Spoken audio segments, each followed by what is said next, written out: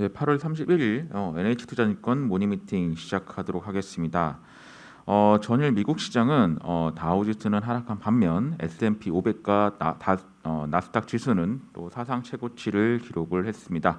다우지수는 0.16% 하락한 35,399포인트, S&P 500은 0.43% 상승한 4,528포인트, 나스닥 지수는 0.9% 상승한 15,265포인트를 기록을 했습니다.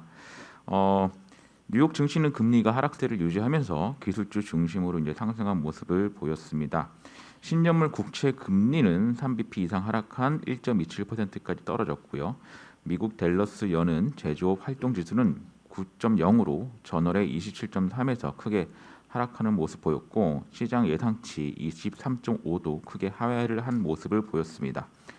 섹터별로는 IT와 부동산 섹터가 1% 이상 올랐고요. 금융주와 에너지 섹터는 1% 이상 하락을 했습니다. 지금 미국에서는 허리케인 아이다 여파로 멕시코만 해안 석유 생산 시설이 가동 중단됐습니다. 그래서 WTI가 0.7% 상승한 모습을 보였습니다. 네, 금일 NH투자증권 모닝미팅 자료는 지금 9건이 준비가 되어 있는 상황입니다. 어제에 이어서 오늘은 9월 전략 관련해서 말씀을 드릴 건데요. 안기태 연구원부터 발표를 하도록 하겠습니다. 자료는 이제 10페이지에 이제 요약이 되어 있는데요. 지금 이제 7, 8월, 특히 이제 7월 말부터 8월 중반까지 최근 한 달간에서는 약간 스태그플레이션 양상이 좀 있었던 것 같습니다. 그러니까 결국에 미국의 연령 가격이나 아니면 운임료나 이제 이런 것들은 석탄 가격 이런 것들은 계속 가격은 올라가는데 이제 약간 그 소비자들 매출 단에서는 조금 이제 부진한 모습을 보였거든요. 그러니까 결국에 이게 델타 변이가 번지고 병목이 계속 되다 보니까 이게 일부 서비스업까지 포함해서 내구재 생산이 안 돌아가는 이런 현상이 나오면서 가격은 올라가는데 정작 여기에 이제 물건들은 안 돌아가는 그런 모습이 나왔는데요. 이게 결론은 풀린다라고 봅니다. 이게 뭐 속칭 미니 스태그플레이션 양상인데요. 가격은 올라가고 이제 Q는 빠지는. 근데 풀린다. 왜 풀린다라고 보냐면은 일단 델타 변이는 사실 미국에서도 보면 고점 8월 중반에 나온 걸로 지금 추정이 되고요. 병목 같은 경우는 사실 이게 뭐 산업의 현장에 일하는 사람들이 제일 잘 알겠지만은 그 미국 애들 업체들 조사한 그 병목 지수, 그러니까 설문을 돌려서 너네들 지금 배달이 잘 되냐 안 되냐라고 물어보는 그 병목 지수가 있는데요. 그게 예전에도 오일 쇼크나 이 케이스를 보면은 처음에 이제 병목이 걸리고 나서 최악의 기간은 3분기 정도 지나서 좀 지나긴 하거든요. 그러니까 이게 작년 10월부터 병목이 세게 들어와 버렸으니까 대략 올해 6, 7월 정도가 병목의 최악은 지나가고 있는 게 아닌가. 물론 이제 레벨 자체는 여전히 과거보다 지금 병목이 높긴 하죠. 그렇게 본다면 지금 미국 애들 기준으로 7, 8월 들어서 자동차 주행거리랑 판매 대수 다 줄어버리고 그다음에 주택 수주 잔고. 그러니까 이건 뭐냐면은 정부에서 허가는 받았는데 집 지으라고 허가는 받았는데 삽을 못 드는 주택 이게 급증을 하거든요. 근데 이게 결국에는 요약해서 말하자면은 돈이 없냐, 그러니까 사람들이 돈이 없어서 소비를 안 하냐 그게 아니라 소득은 지금 오히려 계속 7월 들어서 다시 늘거든요. 그러니까 돈이 없는 게 아니라 사고 싶어도 못 사는 상황인데 그 업자가 만들어주면 이거는 팔린다. 근데 업자가 만들어줄 것 같다. 그래서 9월부터 12월경까지는 일종의 이런 미국 기준으로 본다면 일단은 소위 말하는 리플레이션 트레이딩이 미국에서는 일단 가능할 것 같다. 최소한 그렇게 좀 보고 있습니다. 예, 다음은 조현주 연구원 발표하겠습니다. 조현주 연구원 접속돼 있나요? 네, 들리시나요? 예, 들립니다. 발표해 주세요. 네, 저희 이번 월보에서는 두 가지 이슈를 좀 다뤘습니다. 첫 번째는 미국 정책 이슈인데요. 일단 9월 20일부터 이제 9월 30일까지 여름 휴회가 끝나고 의회가 돌아오게 됩니다. 그래서 그때부터 이슈들이 많아서 그거 관련돼서 좀 업데이트를 드리면요. 일단 9월 20일 돌아오자마자 지금 상원에서 통과시킨 전통 인프라 1조 달러 법안을 하원에서 표결을 하고요. 대통령 서명이 이어질 것으로 좀 예상을 하고 있습니다. 이번에 통과된 인프라 법안은 올해 10월 1일부터 실질적으로 집행이 되는 거고요. 그렇기 때문에 5,500억 달러와 기존의 4,500억 달러 합해서 1조 달러 정도가 전통 인프라에 투자될 것으로 예상을 하고 있습니다. 이로 인해 저희는 소재 산업대 관련 미국 섹터가 좀 수혜를 볼 것으로 예상을 하고 있고요. 그동안은 정책 기대감으로 좀 과도한 버블 국면에 있었다면 경기 회복과 함께 완만한 상승을 좀 이어갈 것으로 예상을 하고 있습니다. 그리고 9월 30일, 10월 1일에 예산안과 부채 한도 협상 마감이 예정이 되어 있습니다.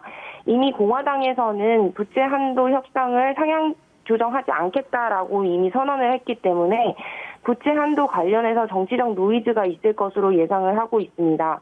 사실 부채 한도를 민주당 단독으로 50%로 상향시킬 수는 있지만 사실 과거에 단 한 번도 부채 한도를 단독으로 예산 조정 절차를 통해서 상향 조정시켰던 적은 없었습니다.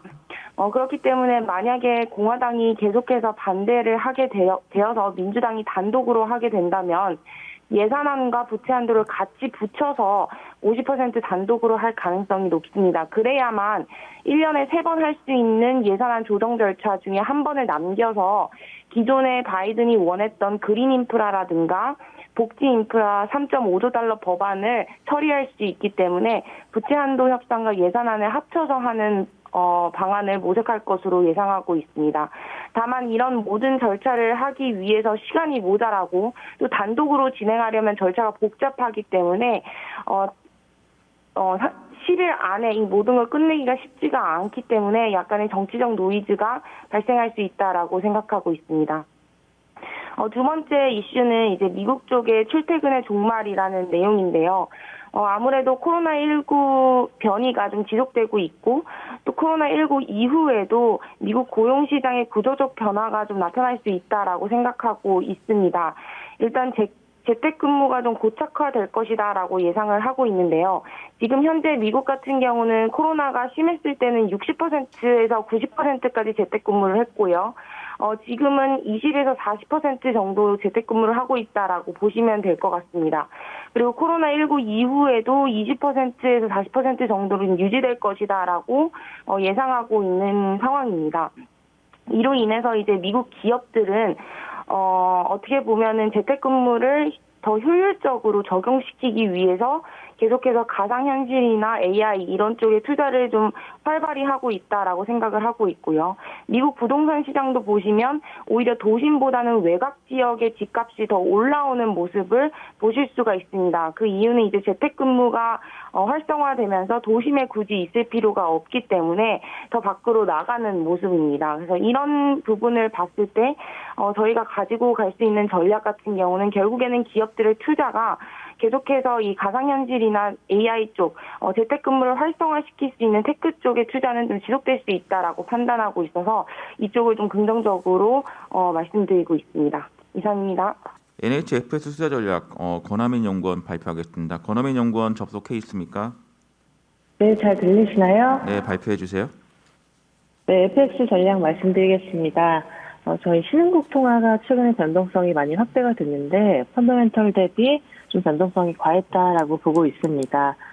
일단 글로벌 경기 자체는 여전히 회복 구간에 있는데요. 이번 7월 기준으로 과거 평균 상승 기간인 15개월 연속 선행지수가 올라오고 있습니다. 그래서 경기 회복은 상당 부분 진행됐다라고 보고 있고요. 네, 이제 여기서 말씀드리고 싶은 것은 경기 회복 초기에는 경기 선행지수 많이 올라가는 국가들의 통화 가치가 강했는데요. 지금은 그런 상관성이 뚜렷한 모습은 아닙니다. 오히려 경기 외의 요인들이 통화 가치에 좀 더 반영이 되는 것 같은데요. 그게 바로 백신으로 저희는 보고 있습니다. 최근에 보시면 선진국 같은 경우가 백신 접종률도 높고 백신에 대한 신뢰도도 높아서 앞에서 말씀드린 것처럼 서비스업 쪽으로 경기 회복이 지속될 수 있다라는 긍정적인 전망이 이어지고 있는데요. 어떻게 보면 이게 신흥국 통화가 좀 더 많이 맞은 배경이 된 게 아닌가 싶어요. 그래서 어떤 말씀이냐면 그 경기 회복의 축이 이제 선진국에서는 재화에서 서비스로 이동할 것이다 라는 기대에 수출 중심 신흥국들의 통화 가치 변동성이 이번에 좀 컸었죠. 한국을 비롯해서. 근데 저희는 여전히 그 양호한 소매 판매 레벨에서 보시듯이 지금 미국의 소비재 수입은 고점을 좀 통과하긴 했지만 전체 소비에서 소비재 수입이 차지하는 그 상대 비율, 그 강도를 보시면 여전히 상승 트렌드에 위치해 있습니다. 2009년이나 2010년, 11년, 그 2017년, 18년 시기에서 보듯이 미국의 수입이 전반적으로 개선되는 방향성일 때 소비재 수입이 꺾인다고 해서 바로 달러 강세가 나타나는 경험은 나타나지는 않았다라고 말씀드릴 수가 있고요. 오히려 제조업 측의 선행지표, 그러니까 미국의 ISM 신규 주문 재고 스프레드나 혹은 여러 가지 소비재 다음으로 높은 자본재와 산업용품의 비중을 볼 때 미국의 리스타킹 개선 방향성은 이어질 수가 있다라고 보고 있습니다. 오히려 신흥국 쪽에서는 저희는 3분기에 그리고 중국의 환경적인 변화를 기대하고 있는데요. 선별적인 통화 완화를 비롯해서 지금 통화 정책들이 좀 더 완화적인 방향으로 가고 있는 상황입니다. 통화 정책 같은 경우는 이제 그 통화 정책 반락, 그 통화 정책이 이제 완화적 기조로 좀 선회했다라고 볼 수가 있고요. 이게 이제 좀 중요한 게 2013년 테이퍼링 국면에서 중국은 그림자 금융에 대한 부담이 굉장히 강했던 상황이라면 올해 1분기의 주요국과 비교해놓고 보면 금융 상황들을 볼 때 중국은 가장 긴축적이었습니다. 미국, 유럽이 가장 완화적일 때. 그렇기 때문에 이미 많이 돈줄을 재워놨기 때문에 좀 더 이제 완화적으로 정책을 펴는데 충분한 좀 여력이 있다라고 보고 있어서 아마 중국 위안화를 비롯해서 원화 포함해서 이제 신흥국 통화는 3분기에 조금 더 순환적인 반등이 가능해 보인다라고 생각을 하고 있습니다. 이상입니다. 채권 전략으로 넘어가겠습니다. 차트 한 장 채권 시장 방규준 연구원 발표하겠습니다. 네, 다음 주 월요일부터 미국 전역에서 연방정부가 지급하던 실업급여 추가금이 종료가 됩니다. 그 영향을 파악하기 위해서 6월과 7월에 이미 추가금을 중단한 26개 주의 사례를 한번 분석해 보았습니다. 이제 6월과 7월 그리고 9월 6일 실업급여가 종료되는 지역 이렇게 세 가지로 분류를 해서 미국 최대 구인구직 사이트인 인디드닷컴의 검색 인기도를 구글 트렌드로 비교를 해보았습니다. 그 결과 6월과 7월 그룹에서 실업급여 종료가 임박할 때 인디드닷컴의 인기가 급증합니다. 즉 지원금이 떨어지자 미국 노동자들이 구직에 나선다는 점이 확인된 것입니다. 따라서 이미 미국의 고용 수요가 상당히 높은 가운데 다음 주부터는 미국에서 노동 공급도 가파르게 확대될 수 있을 것으로 보여집니다. 물론 8월 고용 데이터에 델타 변이라는 노이즈가 좀 포함될 수도 있겠지만 저희는 미국 고용 회복의 가속화라는 경향은 유지될 것으로 보고 있습니다. 이상입니다. 네, 다음은 크레딧 전략 NH 크레딧 먼슬리 한광영 연구원 발표하겠습니다. 네, 9월 국내외 크레딧 시장 전망인데요. 저희가 9월에는 국내도 그렇고 글로벌도 그렇고 크레딧 시장이 전반적으로 좀 약세를 보일 것으로 전망을 하고 있습니다. 신용 스프레드가 확대 압력이 크다라는 것인데요. 가장 큰 이유가 수급적인 측면입니다. 발행이 계속 늘어나는 반면에 투자 수요는 그렇게 높지 않다. 발행은 지금 국내 같은 경우 주요 공공기관부터 은행, 금융기관들, 그 다음에 최근에 이제 대기업들까지 계속해서 발행이 올해 상반기에도 많았었고 앞으로도 더 많을 것으로 저희가 보고 있는데요. 지금 휴가 시즌이 이제 끝나는 다음 주부터 벌써 뭐 SK라든가 CJ제일제당, 포스코, LG디스플레이 이런 대형 기업, 대기업들이 대규모 4천억에서 5천억 수준의 대규모 채권 발행이 이미 계획되어 있습니다. 반면에 투자 수요 같은 경우는 지난주에 한국은행이 기준금리 한 차례 인상을 했고 연내 추가적으로 더 인상할 가능성이 크죠. 거기에 미국 연준 같은 경우는 테이퍼링 이슈가 있기 때문에 투자 수요는 채권에 대한 투자 수요는 그렇게 크지 않다라고 저희는 판단하고 있습니다. 다만 국내 쪽에서는 이제 캐피탈채 같은 경우에는 발행이 그렇게 크지는 않을 것으로 보고 있어서 상위 등급 중에서는 저희가 캐피탈채 투자를 권고드리고 있고요. 하위 등급 쪽에서는 펀더멘털 개선이 기대되는 그러면서 이제 신용 등급 상향 가능성이 높은 회사채 위주로 투자를 권고드리고 있고 글로벌 쪽에서는 역시 금리 상승 압력이 높은 가운데 그나마 좀 방어적인 투자를 할 수 있는 뱅크론이라던가 글로벌 은행들이 발행한 후순위성 채권 투자를 권고드립니다. 이상입니다. 다음은 산업기업 분석으로 넘어가겠습니다. 금일 저희 NH투자증권 ESG 팀에서 ESG에 대한 개념을 쉽게 이해할 수 있는 바이블 같은 자료가 나왔습니다. 그래서 한번 오늘 ESG 이해하시는 데 상당히 도움 많이 되실 것 같습니다.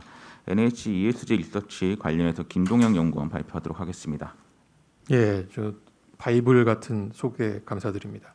저희 ESG 베이직 시리즈를 4차례에 걸쳐서 발간을 할 겁니다. 오늘은 첫 번째 ESG 개관이고요.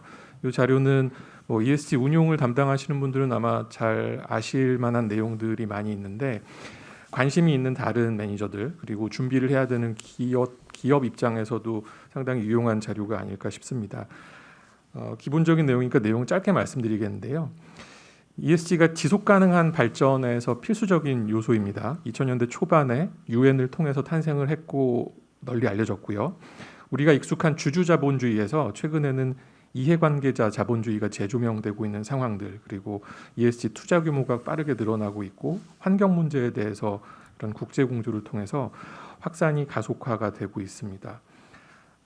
ESG 출발점이 장기 투자 성과를 극대화하자라는 것이기 때문에 ESG를 개선하는 활동은 비용이 아니라 지속 가능성 제고를 위한 투자로 이해를 해야 된다라는 거고요. 투자자들은 스튜어드십 코드 도입을 확산하고 있고 또 MZ세대 소비자들이 부각이 되고 있고 ESG 공시가 강화되는 이런 규제 환경이 바뀌기 때문에 ESG의 중요성이 더 부각이 될 거라고 보고 있습니다. 그 자료 내용을 보면서 중요한 2-3가지 정도만 말씀을 드릴게요. 먼저 9페이지이고요. 이게 ESG 자체도 사실은 좀 생소한데 이전에 쓰였던 CSR, CSV 이런 단어들하고의 어떤 차이가 있느냐?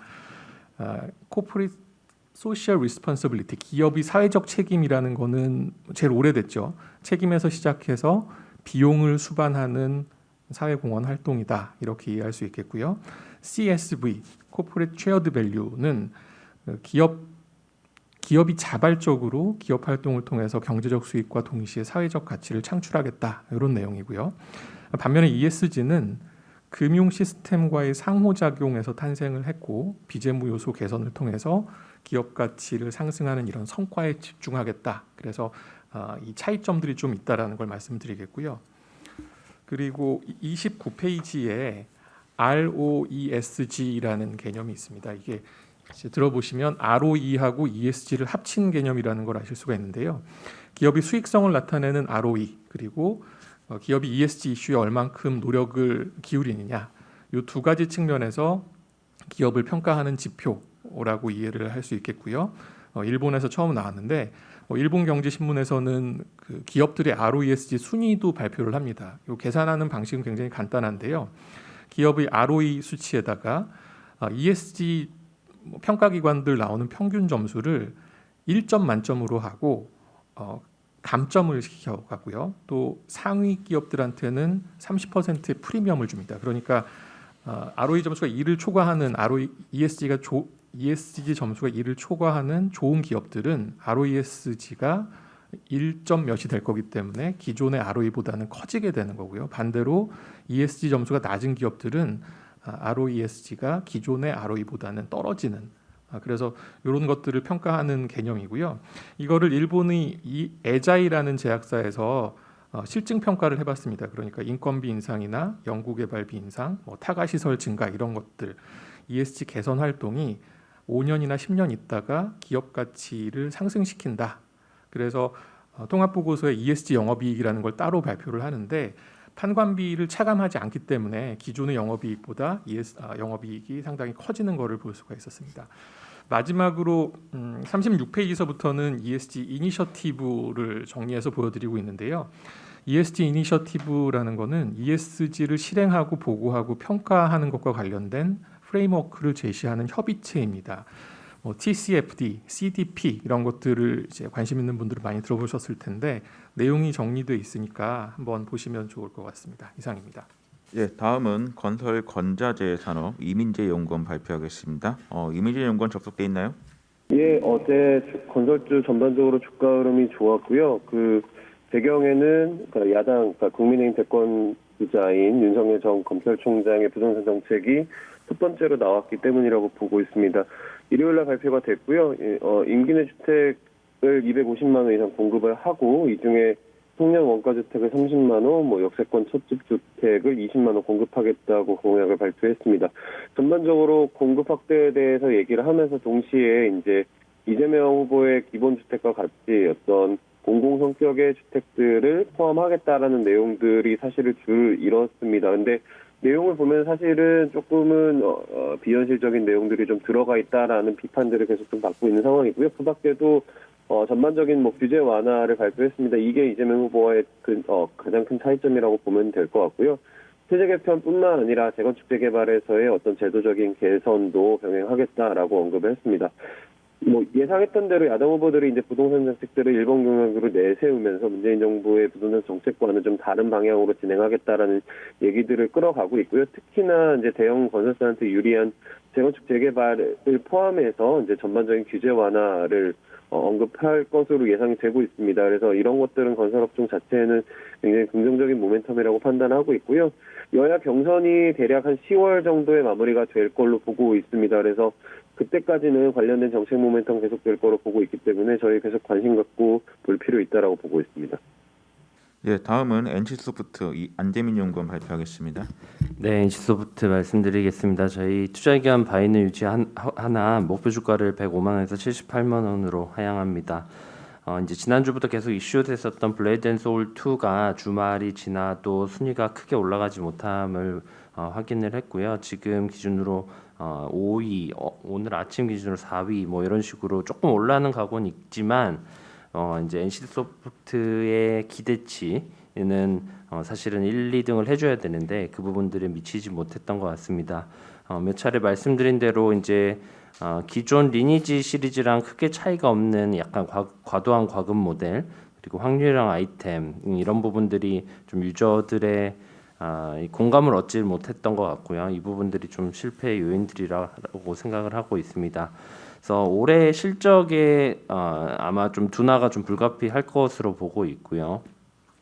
그래서 실적 추정치 하향한 부분들 때문에 목표 주가를 하향을 했고 이제 차기작이 리니지 W입니다. 이제 11월 정도 출시를 준비 중에 있고 이제 워낙 이제 블레이드 앤 소울 2가 기대치에 못 미쳤기 때문에 리니지 W에 대한 이제 NC소프트 자체에 좀 이제 변화들은 좀 있을 것으로 보고 있습니다. 이제 비즈니스 모델도 원래도 이제 글로벌 시장을 공략했기 때문에 라이트한 상황에다가 이번에 이제 좀 단점으로 지적됐던 부분들을 조금 더 추가하지 않을까 이렇게 생각을 하고 있습니다.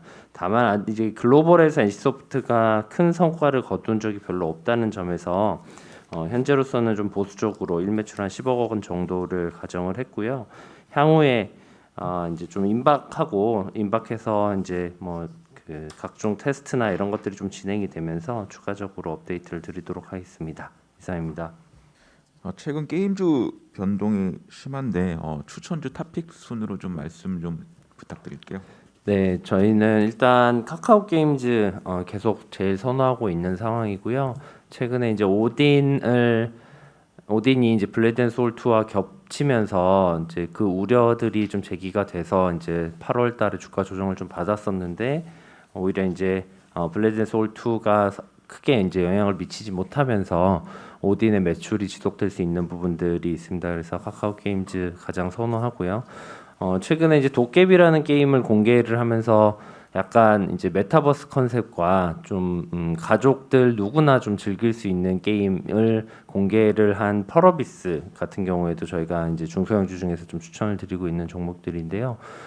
펄어비스 같은 경우에는 지금 당장 검은 사막 실적은 좀 별로이긴 한데 검은 사막 모바일의 중국 버전이 아마 연내 거의 연말 정도에 일단 출시될 예정에 있고 말씀드렸던 도깨비 같은 게임들이 22년 후반 정도에 출시될 거여서 그 두 개들 좀 말씀드리고 있는 상황입니다.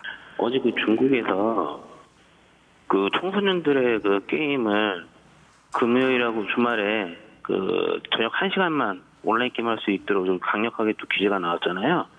결국 좀 청소년층이 좀 과금률은 떨어지지만 트래픽 유발자들인데 트래픽이 떨어지면 그만큼 전체적인 과금 좀 떨어질 수 있다는 우려가 있을 것 같은데 관련해서 좀 이펙트 어떻게 좀 보시나요? 예, 그 관련돼서 먼저 팩트부터 말씀드리겠습니다. 어제 이제 신화사 보도에 따르면 중국 국가신문 출판국이 미성년자의 온라인 게임 중독 방지를 위한 엄격한 관리 통지를 발표했고 말씀하신 것처럼 이제 미성년자의 온라인 게임 가능 시간을 이제 엄격히 제한한다고 했습니다. 그래서 금요일, 토요일, 일요일 저녁 8시부터 9시까지 1시간만 가능하고요. 이건 이제 매주 단위로 환산하게 되면 매주 3시간이 가능합니다. 그리고 법정 공휴일 8시부터 9시까지 하루 1시간만 서비스를 제공할 수 있고 그 외 시간에는 어떠한 방식으로도 이제 미성년자가 온라인 게임을 이제 접속할 수 없게 한다고 했습니다. 또한 온라인 게임 계정에 대해서도 실명 등록하고 이제 로그인을 철저히 시행한다는 내용이 포함되었습니다. 그래서 이게 이제 지난 8월 3일날 텐센트가 발표했었던 미성년자에 대한 자발적 규제안인 매일 1시간, 즉 매주 7시간과 법정 공휴일 2시간보다 게임 가능 시간이 이제 한 절반 이상 축소된 것으로 보고 있고요. 텐센트 이제 2분기 기준으로 보게 되면 16세 미만 또는 12세 미만 사용자의 게임 관련 지출 금액이 전체 게임 매출에서 차지한 비중이 2.6%, 0.3%입니다. 그래서 이게 이제 만약 시행하게 되면 텐센트 전사 매출에 미치는 영향은 0.1에서 한 0.8% 정도 나타날 것으로 보입니다.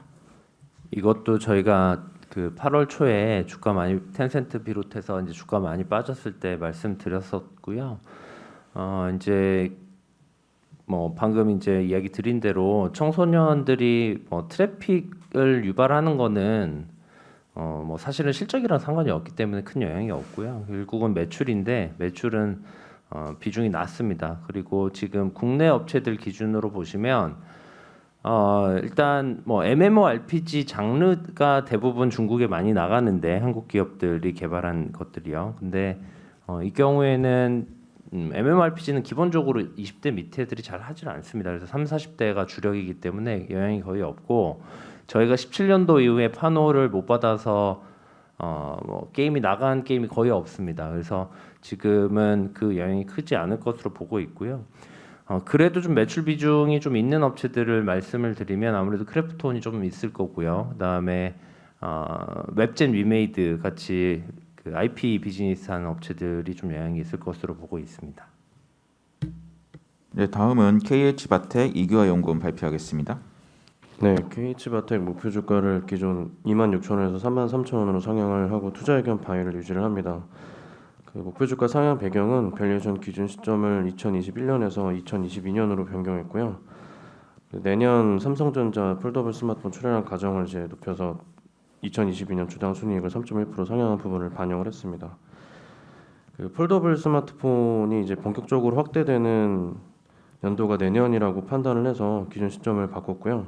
목표 PER 밸류에이션은 17.5배를 유지를 했습니다.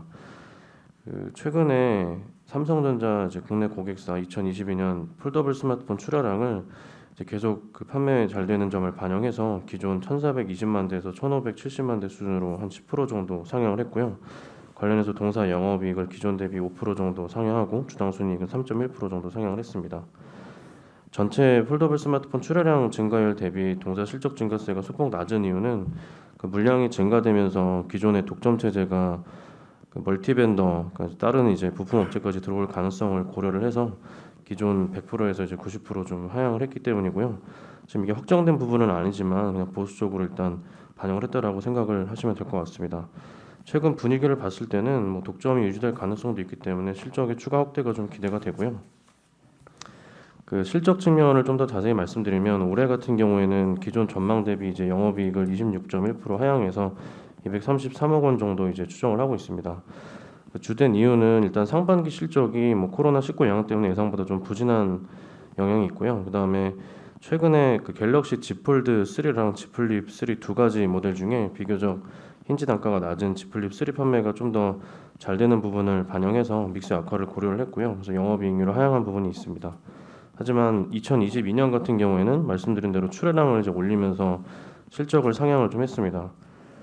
그 저희가 봤을 때는 최근 갤럭시 Z 시리즈 판매 분위기를 고려했을 때 뭐 올해보다는 사실 내년 이후로 성장성이 더 커질 거라고 생각을 하고 있고요. 특히 이제 뭐 중국 업체들이나 뭐 북미 업체들도 이제 그 관련된 시장 성장을 눈여겨보고 있기 때문에 이쪽 시장이 더욱 빠르게 성장할 수 있다는 것이 큰 이제 메리트라고 생각을 하고 있습니다. 그 어제도 관련해서 언론에서 이제 보도가 된 부분이 그 지금 기준으로 연간으로 이제 폴더블 스마트폰 생산 캐파가 1,700만 대 정도 되는데요. 그걸 이제 2,500만 대 수준까지 늘린다는 보도가 있었고요. 그 빠르면 이제 올해 말, 늦어도 2022년 초에는 관련된 이제 캐파 확장이 좀 올라갈 수 있다는 얘기가 있어서 추가적인 폴더블 스마트폰 확대도 충분히 가능하다라고 예상을 하고 있습니다. 그 최근에 동사 주가가 좀 많이 오르긴 했는데 일단 저희는 그럼에도 불구하고 추가 상승 가능성이 높다고 보고 있습니다. 그러니까 아까 말씀드린 대로 지금 삼성전자 전반적인 스마트폰 판매가 안 좋은 가운데 이 폴더블 스마트폰 판매만 양호하기 때문에 관련해서 이쪽으로 그 전략을 집중할 거라고 저희는 보고 있고요. 그다음에 그 폴더블 스마트폰에서 힌지 제품이 핵심 부품이기 때문에 관련 기술 경쟁력을 확보한 동사의 고객 다변화가 기대되는 부분이 있기 때문입니다. 중장기적으로는 폴더블 스마트폰뿐만 아니라 노트북이나 태블릿 쪽으로도 좀 다변화될 가능성이 있고요. 그다음에 이제 롤러블이나 슬라이더블 스마트폰 같은 이런 스마트폰에서도 힌지가 추가로 탑재가 되기 때문에 그리고 이런 제품에서는 기존 폴더블 스마트폰 대비 단가가 더 올라갈 수 있는 가능성이 있어서 여전히 저희는 현재 주가 매력적이라고 판단하고 있습니다. 이상입니다. 예, 다음은 해외 주식으로 넘어가겠습니다. 창신 신소재 장지영 연구원 발표하겠습니다. 예, 생산 캐파 기준 글로벌 1위 2차 전지 분리막 기업인 창신신소재의 2분기 실적에 대해 말씀드리겠습니다. 2분기 매출액과 지배지분 순이익은 전년 대비 각각 120%, 238% 증가해 지난 7월 동사가 제시했던 예상 실적에 부합했고 시장 예상치도 상회했습니다. 지난 상반기 주요 산업 부문별 실적을 보면 분리막 사업 부문 매출액은 친환경차 판매 증가로 2차 전지 분리막 수요가 급증한 가운데 생산 공장 가동률 상승과 타이트한 수급에 따른 판매 가격 상승 효과로 전년 대비 185% 성장했고 매출 총이익률도 전년 대비 5.2%포인트 개선되었습니다. 기타 사업 부문 매출액은 무균 포장과 특수지 매출액이 전년 대비 48%, 20% 증가한 반면 담백감 매출액이 35% 감소하며 전년 대비 14% 성장이 그쳤습니다. 상대적으로 마진이 높은 담백감 매출액 감소로 인해 제품 믹스 악화로 매출 총이익률도 전년 대비 7.8%포인트 하락했습니다. 하반기 친환경차 판매 호조에 따른 2차 전지 분리막 수요 증가와 동사의 생산력 확장에 힘입어 수혜가 예상되지만 전년도 높은 실적 기조로 인해 하반기 순이익 증가세는 상반기보다는 둔화될 것으로 예상합니다. 이상입니다. 네, 질문 없으시면 이상으로 8월 31일 NH투자증권 모닝미팅 마치겠습니다.